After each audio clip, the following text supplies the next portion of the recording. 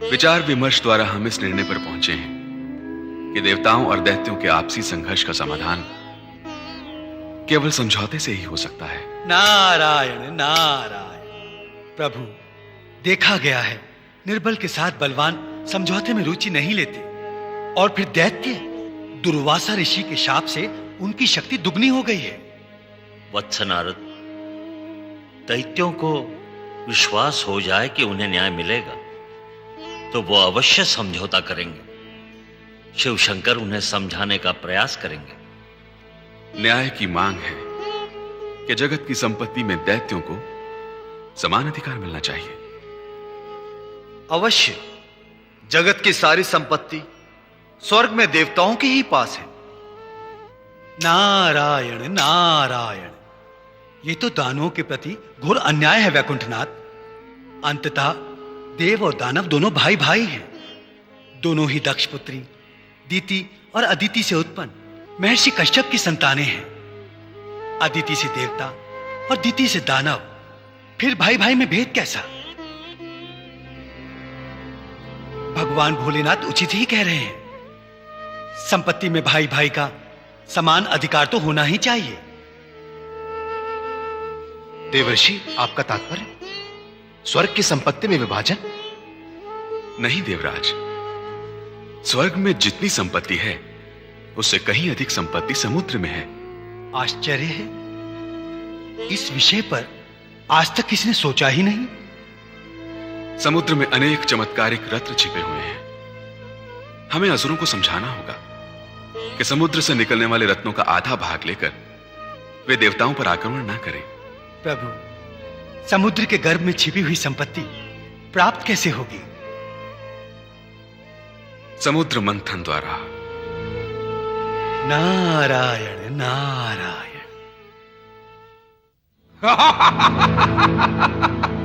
कायर इंद्र भाग गया, देवता पराजित हुए। अब स्वर्ग पर दैत्यों का अधिकार है। दैत्य सेनापति राहु की जय, दैत्य सेनापति राहु की जय, दैत्य सेनापति राहु की जय। कौन है ये? इसे यहां क्यों लाए? पराजित देवता है सेनापति, और ये इंद्र का विशेष सहायक शूषण। तुमने इसे वहीं क्यों नहीं समाप्त कर दिया? सेनापति, ये सब अमर हैं, घायल होते हैं, मरते नहीं। दैत्य होकर ऐसी बातों में विश्वास रखते हो?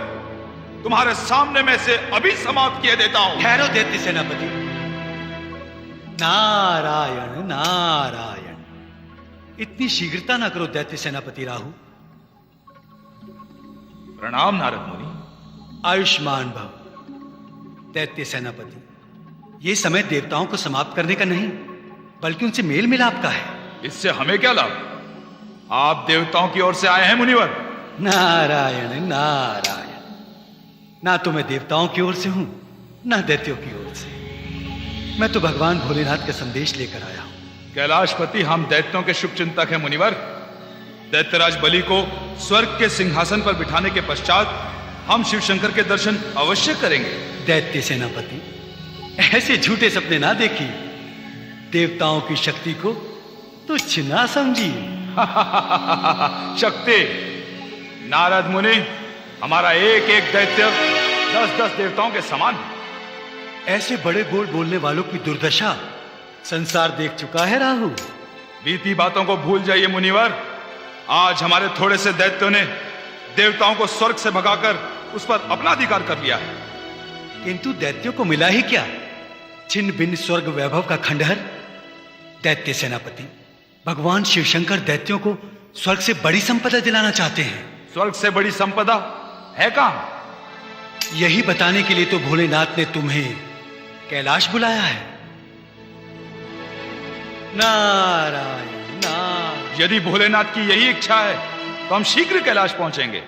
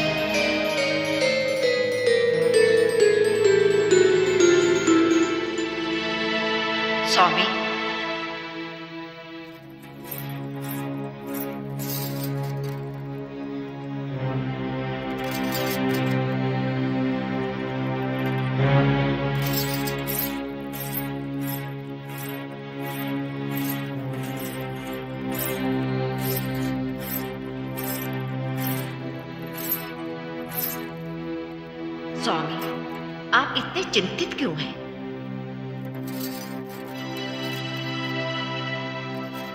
भगवान शिव शंकर ने जिन्हें अपनी कंठमाल बना रखा है, उस प्रिय नाग जाति का अहित कदापि नहीं होने देंगे।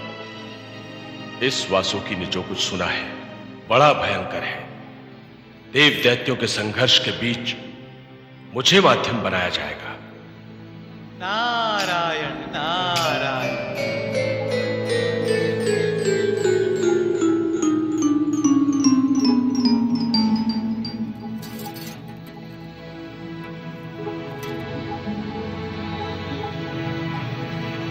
नारायण नारायण।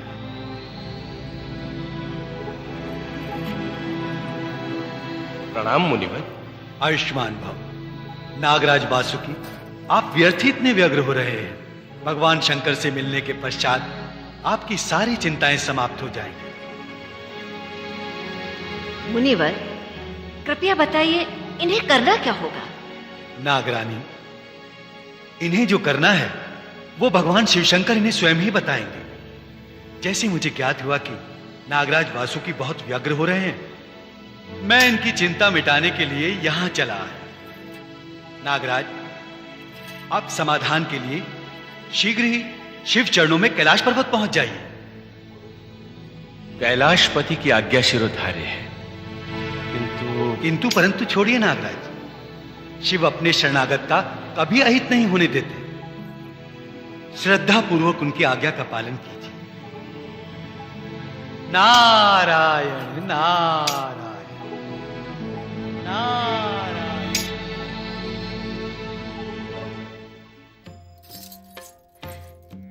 प्रणाम स्वामी। आओ देवी। आज्ञा हो तो एक प्रश्न पूछूं? अवश्य पूछो।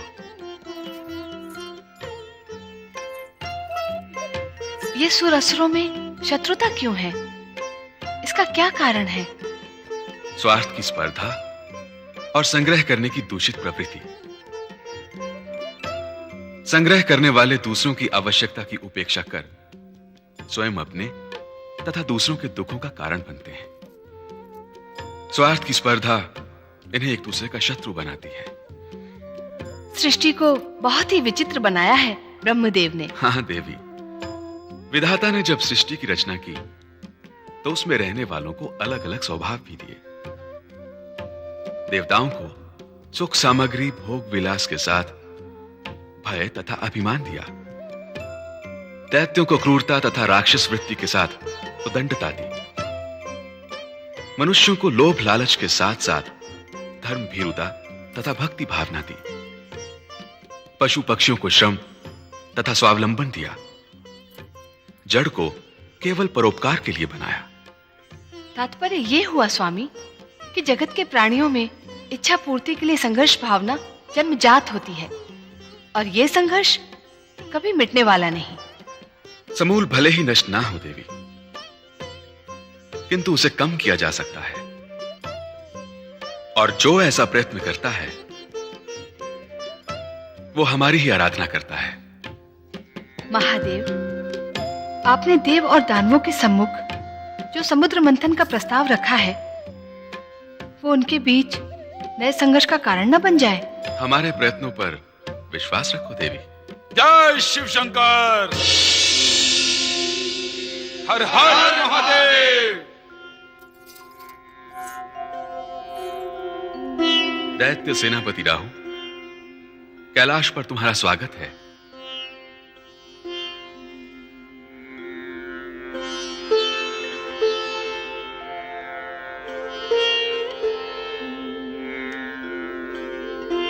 असुरों के आराध्य, भूत पिशाचों के रक्षक, विषधर नागों के त्राता भगवान भोलेनाथ के चरणों में राहु और दैत्यों का कोटि कोटि प्रणाम। भोलेश्वर, आपका संदेश पाकर राजा बलि का आदेश लेकर हम आपकी सेवा में उपस्थित हुए। हमें प्रसन्नता हुई। क्या देवताओं का राजा इंद्र भी आपके पास गिड़गिड़ाने आया था? दैत्यों ने नया उत्पात मचाकर उन्हें भयभीत कर दिया है सेनापति राहु। विलासी देवताओं ने हमारे साथ क्या कम अन्याय किया है भोलेनाथ? दैत्यों को न्याय दिलाने के लिए ही हमने नया प्रयास किया है। वो कैसा प्रयास है भोलेनाथ? जगत की अपार संपत्ति में देवताओं की भांति दैत्यों को भी समान अधिकार मिलना चाहिए। हम अपने अधिकार देवताओं से छीन सकते हैं। तुम भूल रहे हो राहु, किसी का अधिकार छीनने से संघर्ष तो बढ़ता ही है, अपयश भी होता है। अपयश तो हमारी शोभा है भोलेनाथ। अपयश दैत्य समाज के लिए एक कलंक है राहु। हमारी सदिच्छा है कि देवताओं की भांति दैत्य भी सुख शांति से रह सके।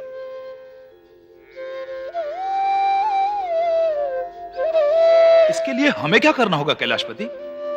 प्रयत्न। प्रयत्न? हाँ, समुद्र के गर्भ में अपार संपत्ति है, अमूल्य रत्न पड़े हुए हैं। उन्हीं रत्नों में से एक रत्न है अमृत। अमृत? हाँ, उस अमृत को पीकर तुम लोग भी देवताओं की भांति अमर हो सकते हो। हम अमर हो सकते हैं? हम अमर हो सकते हैं? हम अमर हो सकते हैं?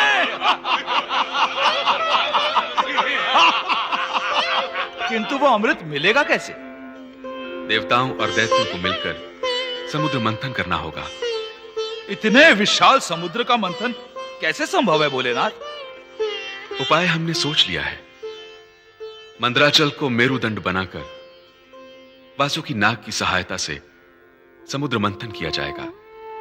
एक ओर से देवता, दूसरी ओर से दैत्य उसे खींचकर समुद्र मंथन करेंगे। देवाधिदेव महादेव, रक्षा कीजिए, रक्षा कीजिए, रक्षा कीजिए भगवान। इस दीन वासुकी पर दया कीजिए प्रभु, दया कीजिए। देव दैत्यों के शक्ति प्रयोग के बीच मुझे न लाइए कैलाशपति, मुझे न लाइए। नागराज वासुकी, समुद्र मंथन में तुम्हारा तनिक भी अहित ना होगा। भोलेनाथ, देव दैत्यों की खींचतान में मेरे तन के जोड़ जोड़ तड़तड़ा जाएंगे, काया क्षत विक्षिप्त हो जाएगी। इस नरक तुल्य कष्ट से आप मुझे बचाइए स्वामी, बचाइए। समुद्र मंथन देवों दैत्यों के टकराव को रोकने के लिए होगा वासुकी। ध्यान रखो, परोपकार में प्राण देने वाला मेरी सिद्धि प्राप्त करता है। शिव शंकर ठीक कह रहे हैं नागराज। हम दैत्यों ने इनकी बात स्वीकार कर ली है, तुम भी स्वीकार कर लो।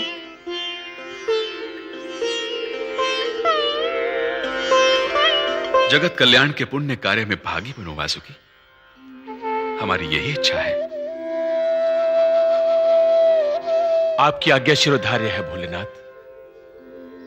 प्रभु, हमारी भी एक बात आपको स्वीकार करनी होगी। हम वासुकी को मुख की ओर से पकड़ेंगे। इसके लिए हम देवताओं को मना लेंगे। सर्वेश्वर, आपका संकेत मिलते ही मैं समुद्र में पहुंच जाऊंगा। आज्ञा दीजिए भोलेनाथ।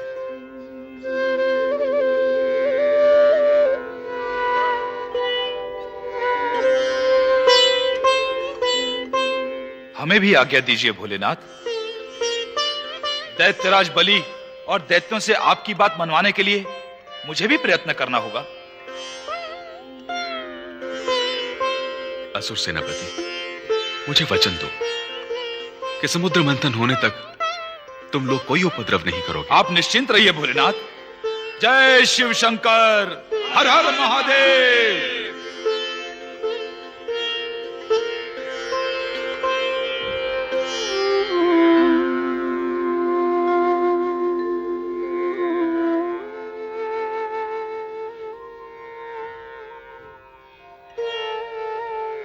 हर हर महादेव।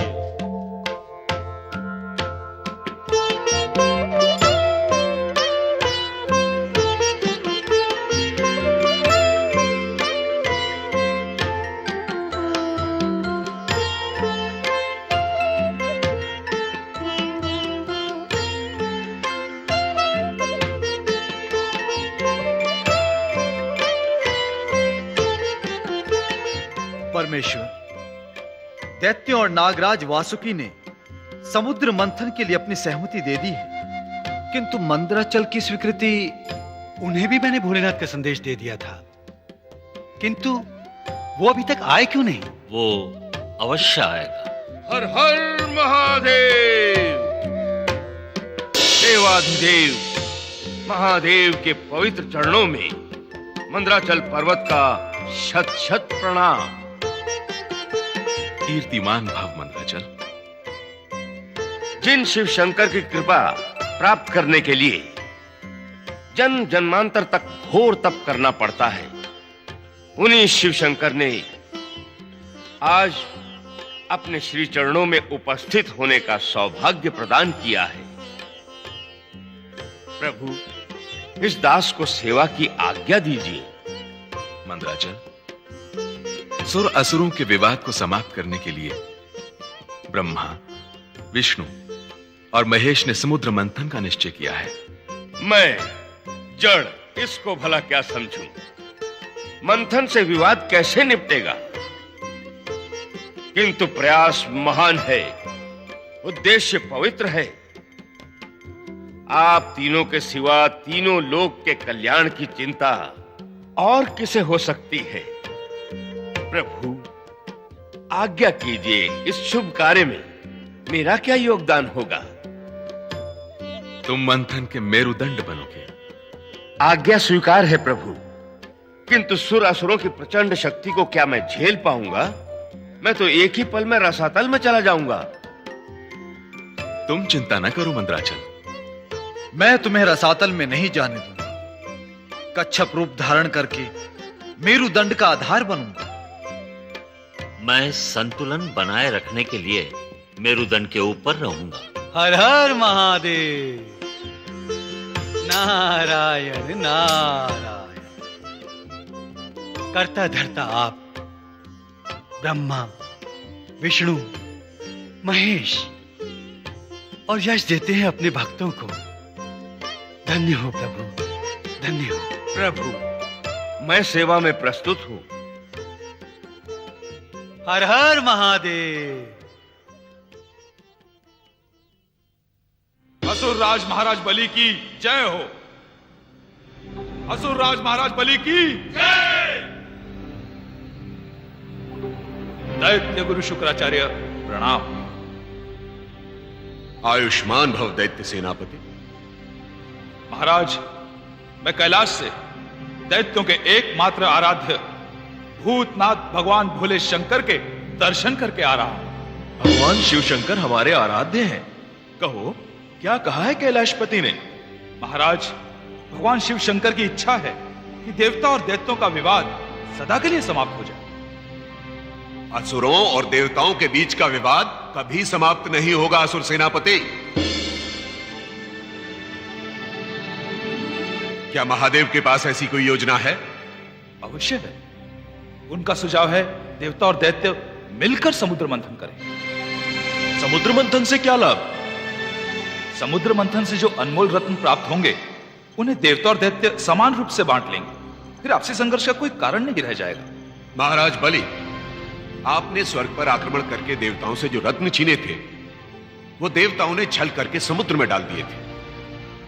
कहीं उन्हीं रत्नों को प्राप्त करने की योजना तो नहीं है ये? हो सकता है उन्हीं रत्नों को पुनः प्राप्त करने के लिए देवताओं ने ही भगवान शिव शंकर को समुद्र मंथन का सुझाव दिया हो। असंभव कुछ भी नहीं है राजन। देवता है ही कपटी। क्षमा गुरुदेव, समुद्र मंथन का प्रस्ताव स्वयं भगवान शंकर ने दिया है। इससे असुरों के प्रति कोई अन्याय नहीं होगा। हमें भगवान शिव शंकर की निष्पक्षता पर पूर्ण विश्वास है। यह भी ज्ञात है कि वे कभी असुरों का अहित नहीं होने देंगे। राहु, तुमने भगवान भूतनाथ से क्या कहा? मैंने यही कहा कि महाराज बलि की आज्ञा के बिना हम कुछ नहीं करेंगे। गुरुदेव, आपकी क्या आज्ञा है? पूर्व अनुभवों के आधार पर हमें इन धूर्त देवताओं पर विश्वास नहीं करना चाहिए दैत्यराज। यदि आपकी इच्छा ना हो तो कैलाशपति का प्रस्ताव अस्वीकार कर देते हैं।